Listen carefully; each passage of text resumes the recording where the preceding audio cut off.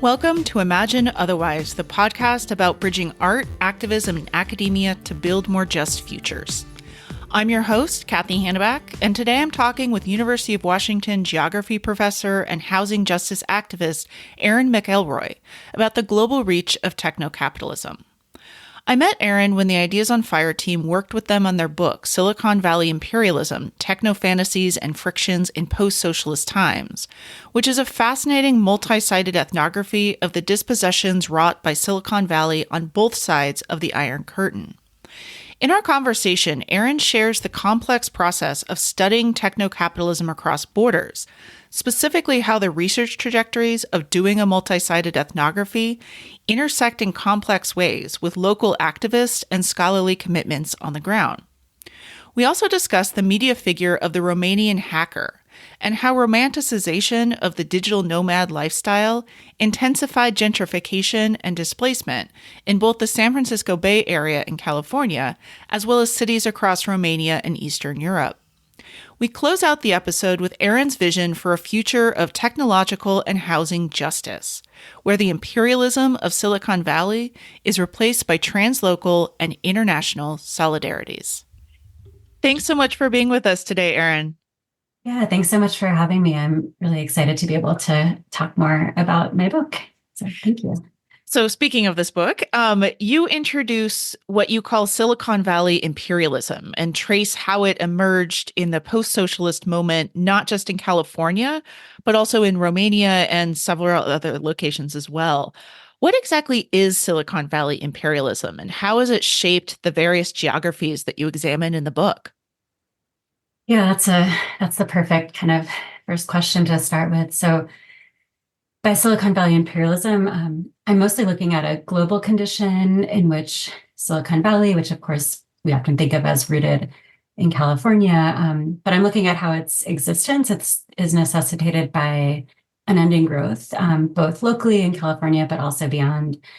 And I look at how it penetrates and devours people's intimate lives, local ways of knowing, and even people's personal data, while also consuming and informing global and even outer space imaginaries in novel ways.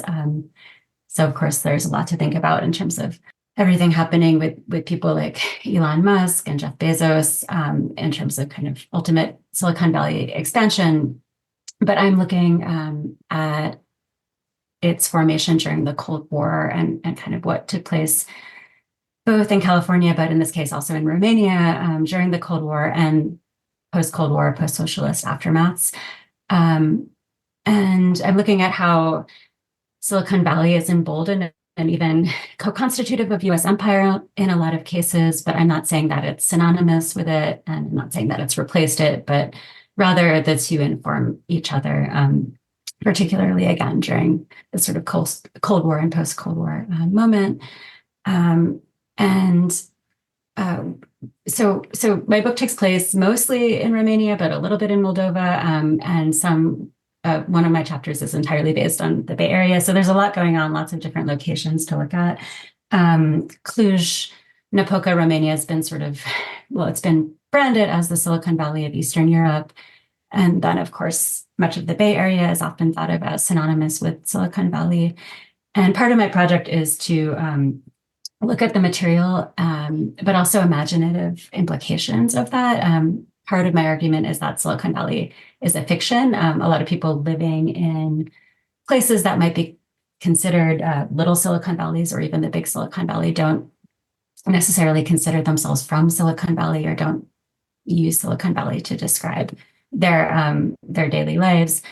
So I'm looking at how it functions as a sort of fiction, but then how also the imposition of that fiction does manifest racial dispossession and exploitation in very different and uneven ways, depending on where we're talking about. And of course, there are many of these so-called little Silicon Valleys that have popped up around the globe. I could recite them all, but it's a very long list. And so I'm really just looking at kind of if you want to think about big Silicon Valley in California, and then what's been kind of called the Silicon Valley of Eastern Europe in Cluj, Romania. Part of my book also takes place in Bucharest and Râmnicu Vâlcea and some other cities in Romania as well. And I suppose what I could say is that the part that takes place in California is historical, but also contemporary. I look at kind of the evolution of U.S. empire in California and the Bay Area and the different technologies that made that possible, and how much they also then informed what we think of as the sort of birth of Silicon Valley during the Cold War in Palo Alto. Of course, people like Malcolm Harris and others have done even more work around this, but I'm looking at how it amassed a ton of government funding that made the Cold War possible. But then with the dot-com boom, well, with the end of the Cold War, with the dot-com boom, and then this moment now that we consider like the tech boom 2.0, how public spaces and public imaginaries have been privatized in new ways. And I look at how, despite that, indigenous land rematriation projects, for instance, work by groups like the Securite Land Trust, are actively trying to undo not just the dominance of Silicon Valley, but the different dispossessions that US empire and now Silicon Valley imperialism have wrought over time and into the present. And in Romania, it's an interesting history. So during state socialism, Romania actually excelled in technological development, particularly hardware development. And socialism was also a time in which about 30% of property became nationalized. So there was this big move to produce social housing. And despite some of the horrors that we often think of associated with Ceausescu and the sort of authoritarian regime during socialism, it was also a really emancipatory time when it comes to housing. And so with the end of the Cold War and reprivatization, on one hand, housing became reprivatized, and a lot of people in Cold War aftermaths have lost their homes, but also Western tech has rushed in and really absorbed a lot of socialist era infrastructure and computing infrastructure in particular, and shifted the landscape dramatically. And so my book really looks at that moment in which, again, dispossession is often very racialized in Romania because of long histories of racism and anti-Roma racism in particular. Many Roma residents didn't have stable housing before socialism, and then many people were able to gain stable housing during socialism. And so in this moment of reprivatization, very much driven by these sort of Western techno fantasies, it's disproportionately Roma residents losing their housing and being pushed to urban outskirts. So I look at that. And I also look at the organizing work, housing justice organizing work that's taking place on the ground, and even racial and technological justice organizing work that's taking place to kind of refute the imposition of Silicon Valley imperialism and privatization. So anyway, those are kind of the big trends, I suppose, of the book and how I'm thinking about Silicon Valley, both as something very material and as something that drives a sort of aspirational politic to become Western, which is a longstanding kind of post-Enlightenment fantasy amongst kind of the middle class in Romania and has been for a long time. So, yeah. One of the things that I found really fascinating about this book, and you talk about it kind of early on in those kind of earlier chapters, is this relationship, as you were saying, between racialized displacement and gentrification and digital nomads. Which is both a discourse and an actual practice in some kind of complicated ways. How exactly does that relationship work between digital nomads and racialized displacement in these contexts? And what got you interested in studying that nexus? Yeah. And I think the interest in digital nomads has really picked up during the pandemic with the turn to remote work, particularly for kind of white collar tech workers. A lot of these tech companies celebrated the possibility that their workers could travel the world and work remotely and didn't need to be, living and working in tech epicenters like the Bay Area. And that's had all sorts of implications on the Bay Area. But before the COVID moment, I got really interested in the concept of digital nomadism for a couple of reasons. I mean, one, for one, I've been a housing organizer in the Bay Area off and on for years. I was in 2013, 14, doing a lot of direct action organizing against tech gentrification in San Francisco. I was part of a group called Eviction Free San Francisco. That was also when I co-founded a collective called the Anti-Eviction Mapping Project, which I still am actively a part of today. And we produce a lot of data and maps and stories and visualizations about racial dispossession and gentrification, often looking at sort of correlations between techno-capitalism and real estate capitalism and racial capitalism. But at that moment in 2013, 14, there was a huge eviction crisis. I mean, there still is in San Francisco and throughout the Bay Area. A lot of people were moving to the Bay to work in some of the big tech companies, but also an array of startups. If you think about it, like Airbnb and Uber, Lyft, all these startup economies or startup companies had formed a couple years earlier.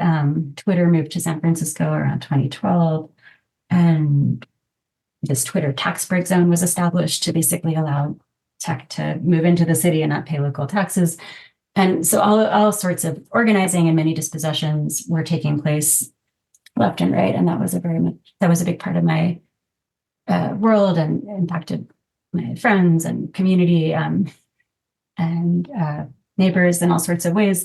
So I guess, yeah, I had been quite critical of the dispossessions induced by investment in tech. And at the same time, I was going back and forth between the Bay and Romania, where I also had friends and community members. I had gotten involved in some housing organizing there. There's a group in Cluj called Sociala Acum, or Social Housing Now.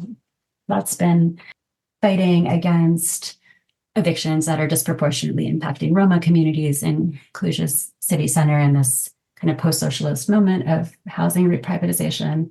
This was also the moment that Cluj was branded the sort of Silicon Valley of Eastern Europe.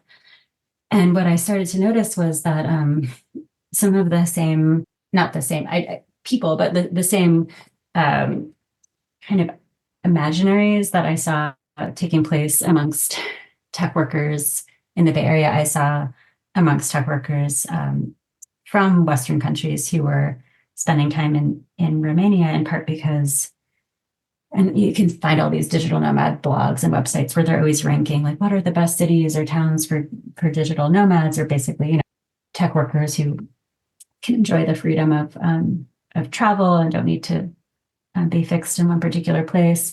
Many of whom work for kind of smaller startups, sometimes maybe just for 6 months, and then they go back to their home country, and they're able to kind of maintain these Silicon Valley salaries while living in countries that are often less expensive to live in. And you'll see people say that Romania is a great place to be because it has extremely fast internet, in part due to kind of different tech infrastructural legacies. Also cheap cost of living, high English language proficiency, which has its own really interesting history.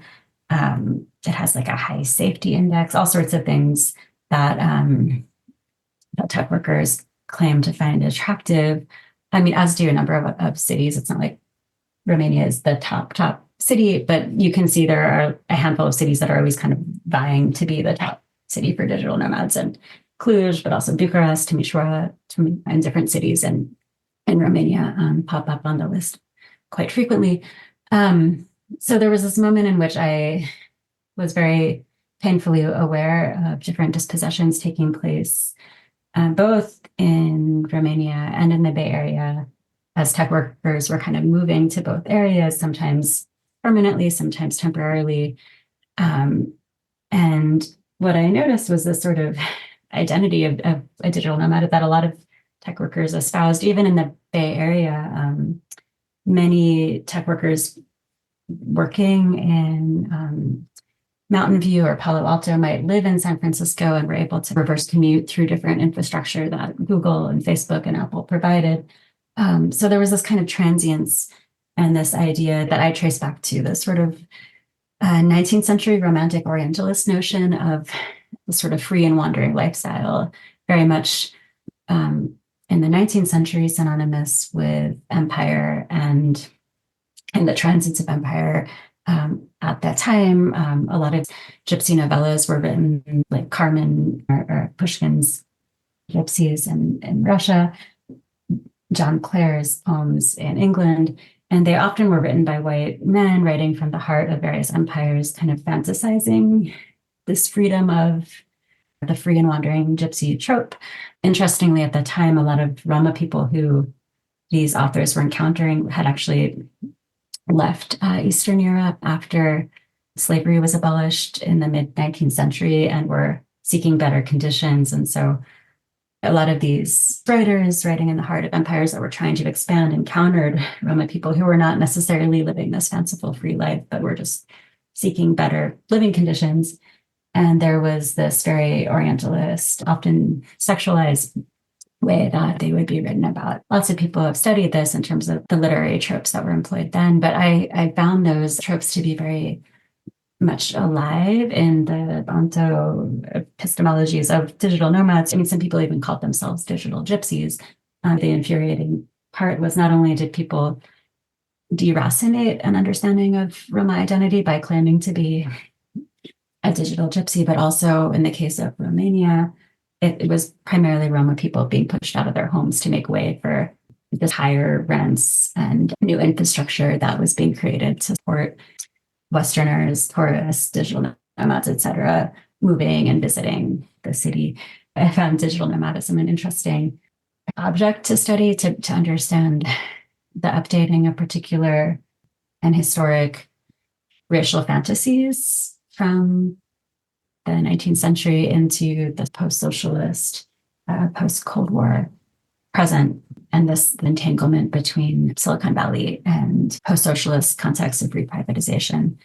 One of the other kind of racialized tropes that you talk about quite a lot in the book comes up in one of my favorite chapters, which has the rather tantalizing title of The Most Dangerous Town on the Internet, which I think is just a great title for a chapter because it definitely hooks people and draws them in.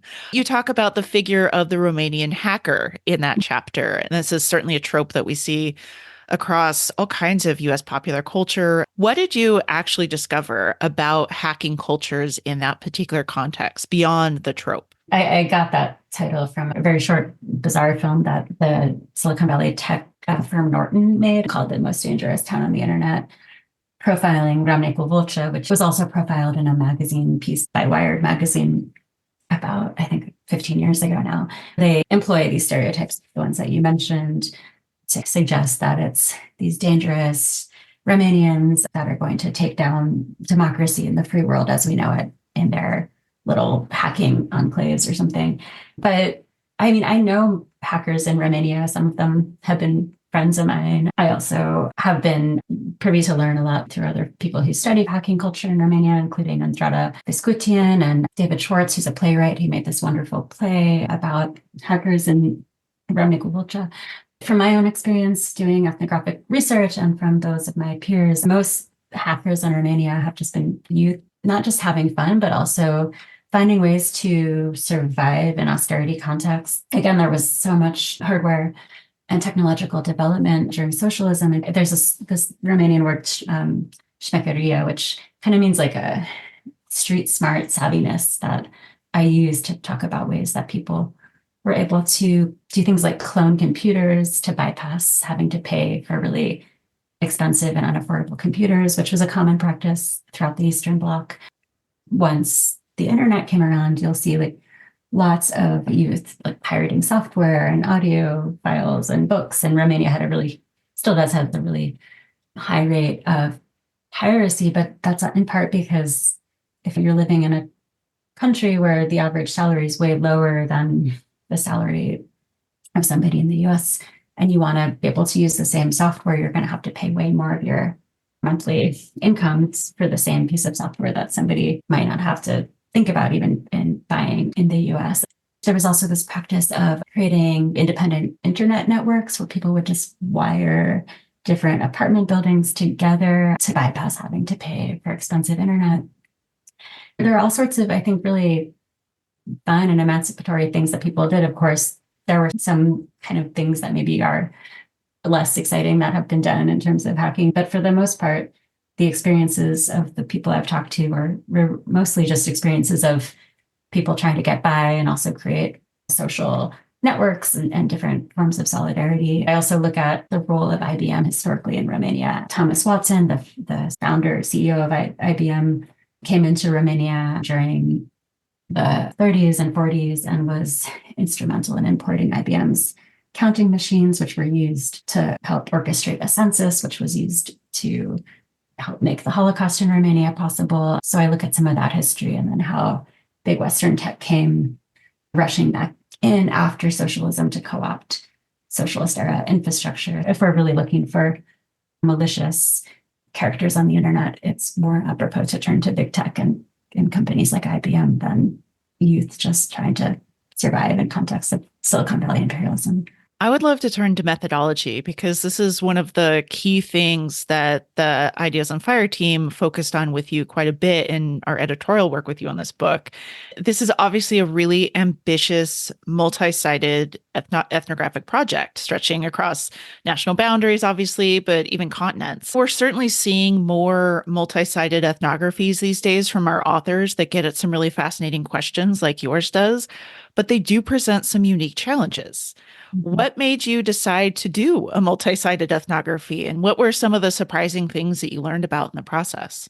Yeah, absolutely. I'm so grateful to Ideas on Fire for all the support because I think in being quite an ambitious project, it was very hard to keep track of, especially as I was conceptualizing it in its early iterations. And I'm excited that more people are doing multi-sided ethnographies too, because I mean, for me, what I'm often trying to track in the book are connections, the transits of Silicon Valley, both in terms of fantasies and desires, but also in terms of material impacts and also forms of resistance. Sometimes resistance too is international and requires alliances across different spaces. The book really also organically emerged out of commitments that I already had in the Bay Area through the housing organizing I'd been doing there and in Romania, where I'd already also been living off and on and had community. And I think if I weren't so upset about the ravages of Silicon Valley in the Bay, maybe I wouldn't have noticed what I started to notice in Romania. For me, there was always a sort of dialogue going on. And it was also always really important for me that I wasn't doing a comparative project. So I wasn't trying to do like this 50-50 sort of thing, but more tell a story that really got at what Silicon Valley imperialism was doing on different registers across different borders, but in a way that was nevertheless grounded in particular community and commitments. So in the spirit of imagining otherwise, I'm going to ask you the question that I love to close out every episode with, which really gets at the heart of why you do the kind of work that you do. So what is the world that you're working toward? What kind of world do you want? I would love to be in a world where Silicon Valley imperialism is a concept of the past. I do a lot of housing organizing work and I'm very critical of private property, both when it comes to the world of technology, but also the world of housing, spatial and racial justice. And so I'm really interested in how housing organizers and people working on issues of technological justice can form better and stronger alliances since the work's already being done. I'm inspired by so much work that's already being done in that domain, but there's so much more to be done. And I think it really does require international solidarities and connections because of the scope and scale of empire. Some of the anti-altered globalization work of over 20 years ago now was trying to do this in a particular way. And I think there's a turn again towards translocal organizing, towards organizing that's very much grounded in particular spaces, but also invested in these connections. That's sort of where I try to leave off in the book as well. Well, thank you so much for being with us and sharing all of these ways that you imagine otherwise. Yeah, thank you so much for having me and for all of the support in making this book a reality.